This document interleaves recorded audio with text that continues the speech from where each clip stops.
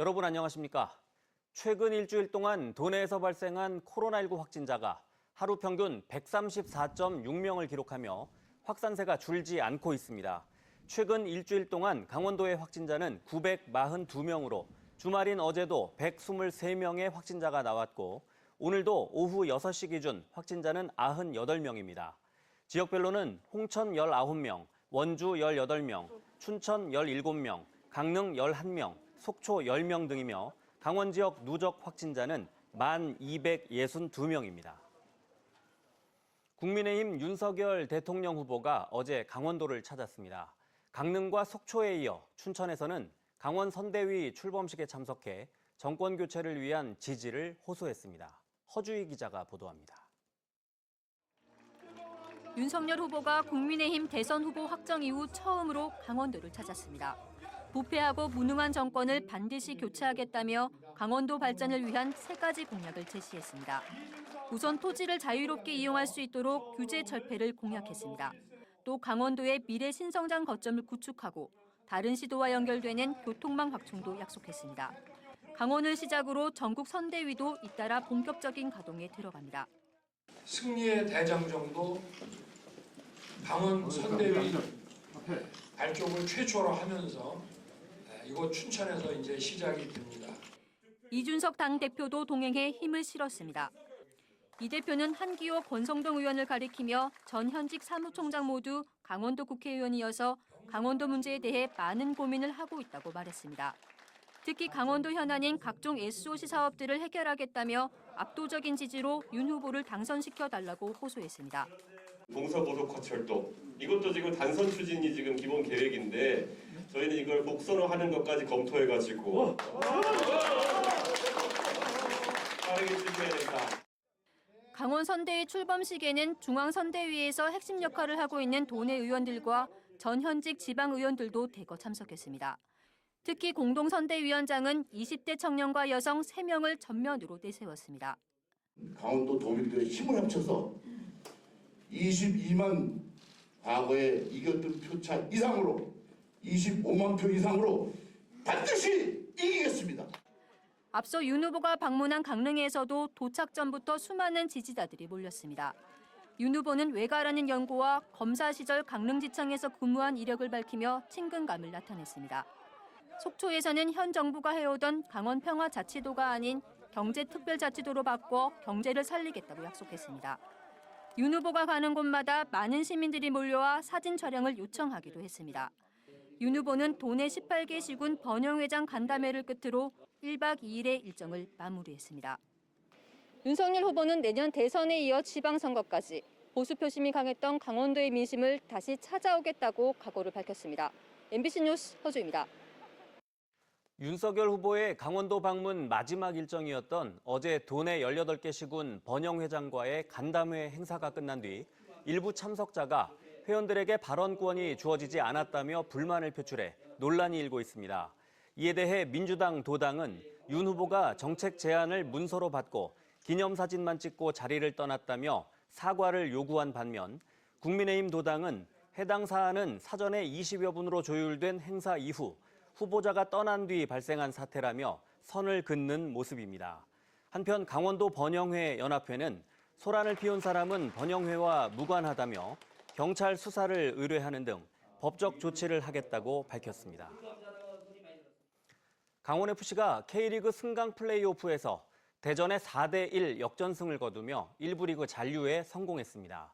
승강 플레이오프 제도가 시행된 이후 1차전 패배팀이 1부 리그행 티켓을 따낸 건 강원FC가 최초여서 강원은 K리그 역사를 다시 썼습니다. 이준호 기자입니다.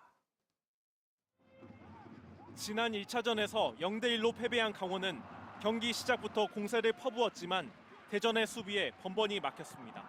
팽팽한 균형을 깨뜨린 건 전반 16분 대전 하나시티즌 이종현이 30m 거리에서 때려낸 중거리 슛으로 선취점을 내줬습니다. 경기의 흐름이 대전으로 넘어가는가 했지만 강원FC는 극적인 역전 드라마를 써내려갔습니다. 전반 26분 에이스 김대원이 대전의 자책골을 유도하며 동점을 만들었습니다. 강원FC의 주장 임채민이 코너킥을 헤더골로 연결시켰고 수비수 3명의 압박을 이겨낸 한국영이 찬 슈팅이 골망을 흔들었습니다. 4분 동안 3골을 몰아친 강원은 전반전을 3대1로 앞서 나갔습니다. 후반전 들어 대전이 점유율을 높이며 강한 공격을 이어갔지만 추가골은 오히려 강원FC에서 나왔습니다. 후반 교체 투입된 황문기의 추가 시간 쐐기골로 4대2 역전승을 거둔 강원FC는 1부 리그 잔류를 확정했습니다. K리그의 승강제가 도입된 2013년 이후 1차전 패배팀이 역전하며 1부 리그의 마지막 티켓을 거머쥔 건 이번이 처음입니다. 지난달 부임한 최용수 감독은 2018년에도 FC 서울을 잔류시킨 데 이어 이번에도 강원FC를 극적으로 구했습니다. 부정적인 그런 기운보다는 경기 흐름도 나쁘지 않았고 내가 전방 스트라이크라는 그런 생각을 가지고 더 도전적으로 할 수 있는 그런 주문을 강력하게 좀 했었고 그리고 이 심적으로 심리적으로 상당히 좀 편안함을 좀 많이 줬던 것 같습니다. 선수들도 승리를 자축하며 내년 시즌에 대한 기대감을 드러냈습니다. 올 한 시즌을 돌아보면 굉장히 많이 힘들었고 일단 팀원들한테도 너무 감사하고 팬분들한테 너무 감사한 마음뿐입니다. 1부 리그 잔류를 확정지은 강원FC는 내년 시즌 아시아 챔피언스 리그 진출을 목표로 전력 보강에 나서겠다고 밝혀 팬들의 기대감을 높였습니다. MBC 뉴스 이준호입니다. 가격 폭락과 일손 부족, 여기에 병충해까지 코로나19 상황 속에 농가들이 어느 때보다 힘든 한 해를 보냈습니다. 평창군이 그동안 모아온 농산물 안정기금을 처음으로 사용해 농가 지원에 나섰지만 사각지대가 많아 아쉬움을 남기고 있습니다. 보도에 조성식 기자입니다. 해발 400m 이상의 중고랭지 당근밭입니다. 트랙터 한 대가 지나간 자리에 붉은 당근이 흙과 뒤엉켜 있습니다. 당근값이 폭락하면서 농가들이 수확을 포기해 갈아엎고 있는 겁니다. 앞서 인근 밭에는 무가 병해를 입어 속이 까맣게 썩었고 잦은 비에 고랭지 배추는 무름병 피해를 입었습니다. 이처럼 올해 코로나19 여파로 농산물 가격 폭락과 일손 부족, 거기에 병충해까지 확산돼 농가들은 그야말로 최악의 한 해를 보냈습니다. 하지만 정부 차원의 보상도 전무한 상황. 이에 평창군이 처음으로 농축산물 가격 안정기금 사용을 결정했습니다. 현재 적립된 40억 원 가운데 5분의 1인 8억 원을 농가에 지원한다는 계획입니다. 배추와 무 등 15개 품목을 선정했고 3년 평균 출하 가격의 70% 이하로 떨어진 농작물을 대상으로 정했습니다. 최소 들어갔던 이제 농산물 원자재 가격이라든지 그다음에 비료값, 종자재 이런 것이 조금 보전이 되지 않나 이렇게 싶습니다. 그런데 지원을 받지 못하는 사각지대가 적지 않습니다.